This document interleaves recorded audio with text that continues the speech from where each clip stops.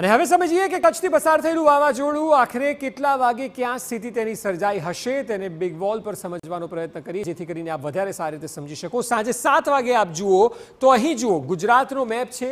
રાત્રે 7 વાગ્યાનો ગુજરાતમાં નલિયા અહીં આપને બોર્ડર પર દેખાશે, પરંતુ અહીંથી 7 વાગે આ જે ચક્રવાત છે તે લગભગ કરાચીની નજીક પહોંચી ગયું હશે। એટલે અત્યારે જે 5 વાગ્યા છે આવનારા 2 કલાક બાદ આ બહાર નીકળીને અહીં આવી જશે કે જે જગ્યાએ આપ સર્કલ જોઈ રહ્યા છો અને કરાચીની ખૂબ જ નજીક હશે।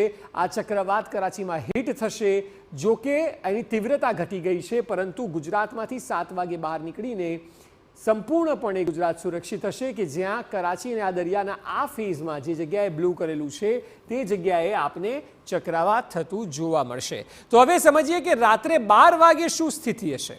12 વાગ્યાની સ્થિતિ આપણે બતાવીએ તો 12 વાગે આપ જુઓ સંપૂર્ણપણે ગુજરાતથી બહાર છે। નલિયા અહીં છે, આપ જુઓ કરાચીની આજુબાજુ રાત્રે 12 વાગે અહીં પહોંચી જશે। એટલે આ જે સર્કલ છે જે જગ્યાએ બ્લુ અને આપને રેડ, ગ્રીન અને યલો દેખાય છે તે જગ્યાએ વાવાઝોડું રાત્રે 12 વાગે હશે।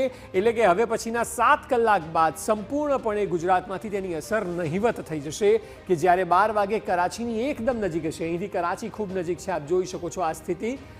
જો કે ત્યારબાદ આપણે બતાવીએ કે આવતીકાલે સવારે 6 વાગે શું હશે।